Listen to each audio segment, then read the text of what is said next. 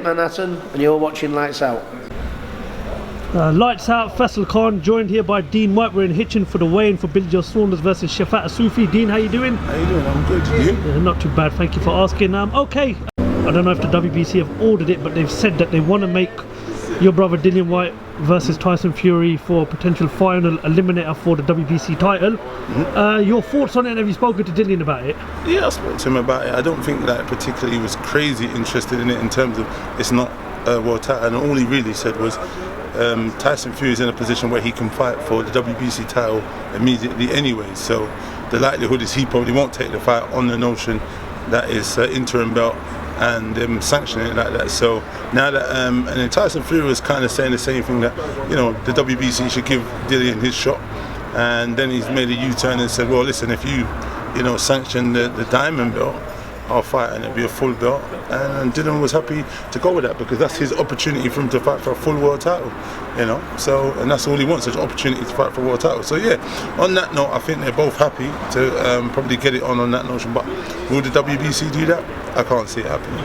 Well, Fury taking on Thomas Schwartz, and of course your brother taking on Oscar Rivas, obviously they can only look at them fights, because that's what they've got coming up. But what are the chances of that fight happening? Because I know Dillian Whyte, as is taking on big opponents within the last 18 months of his career. I'm not even sure. Listen, there's a long way off. Look, they both got fights ahead. Look, he's fighting Schwartz shortly, and then my bro Dillian's fighting Rivas on July the 20th. So all of this is a little bit speculative until after they get through those opponents. A bit disrespectful, kind of looking past them. But as long as they're on par, they should beat the guys that are in front of them. And then obviously talk about later on down in the year that fight being made possibly. But like I said, it's one of those ones. Like, are the WBC going to give the diamond belt, which is allegedly the super belt, on the orders of Tyson Fury?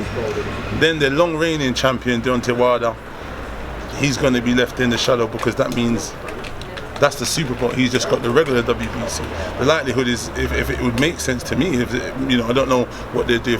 I can't see them, doing that to him. They might say, right, well, we'll move him up to the diamond, and then vacate the original WBC regular, and then make them fight for that. But this is all speculation. This is just me thinking, because he's a long servant, they've done business with him a long time, and they're protecting him quite well against my bro Dillian.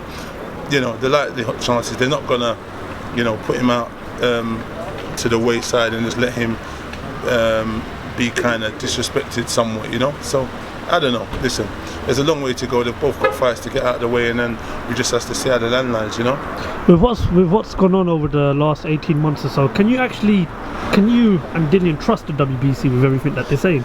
Do you know what?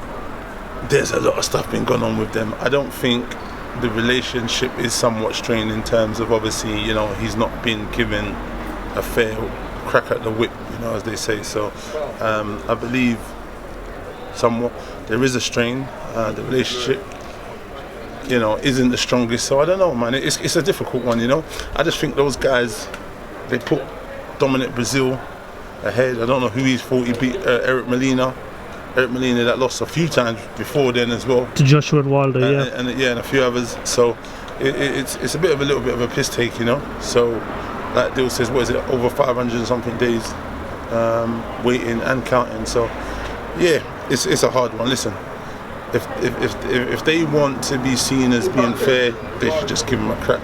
You know what I mean? And what you got to look at now, Deontay Wilder saying his order of next opponents potentially is Ortiz and Karanaki after.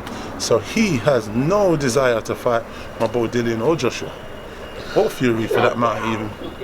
What do you make of Fury's comments saying that he'd knock Dillian Whyte out within 6 rounds? Yeah, that's bollocks. We all know that's rubbish anyway. But listen, he's a very good boxer.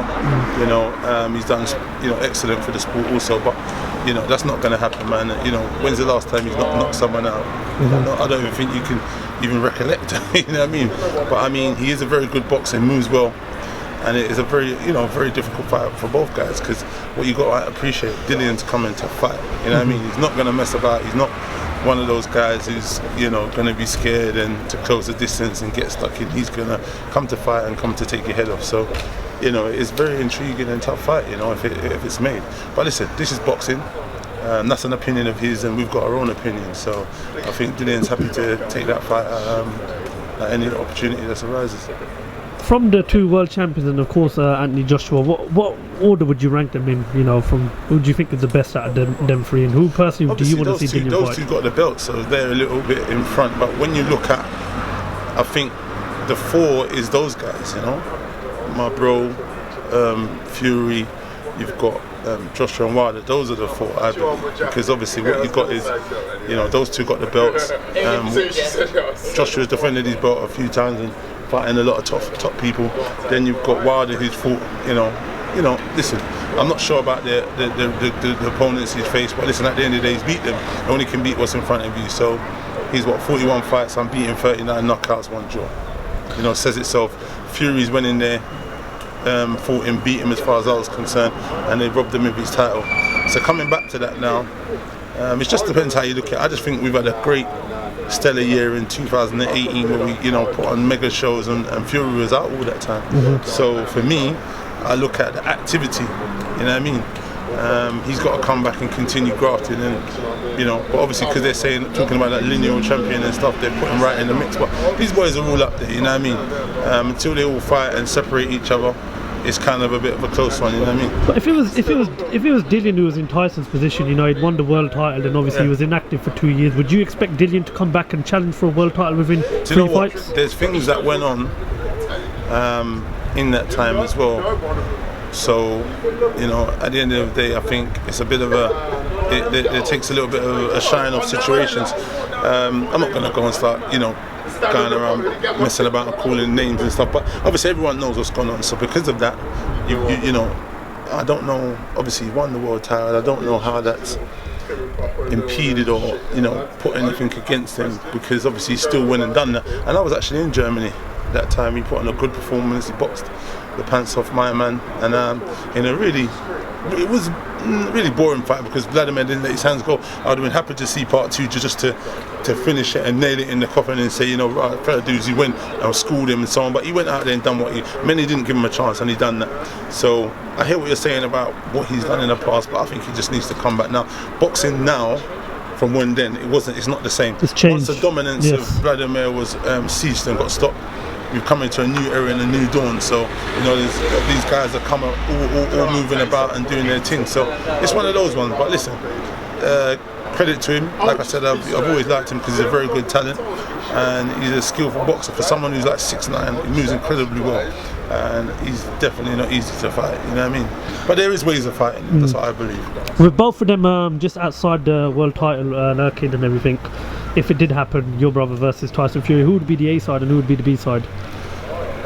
I think it's a tricky one because my brother Dillian's a pay-per-view fighter and he sells out arenas by himself and does his own thing. I don't know how many arenas he's sold out at the minute. I don't know if he does a lot, so it's a tricky one. But in this one, I don't think it'd be that hard because I do follow boxing and I read a lot of stuff about Fury. It doesn't seem that hard to deal with when it comes to negotiations and stuff like that, just from what I'm reading. So, you know, I don't know. I think my bro would say he's the A side, and I'm sure he would say he's the A side. But it's a tricky one. I think there might be a dispute on who would be the A side, but I'd base it on the fact that my bro Dillian's been doing pay-per-view shows time after time after time, and they've been sold out and been successful.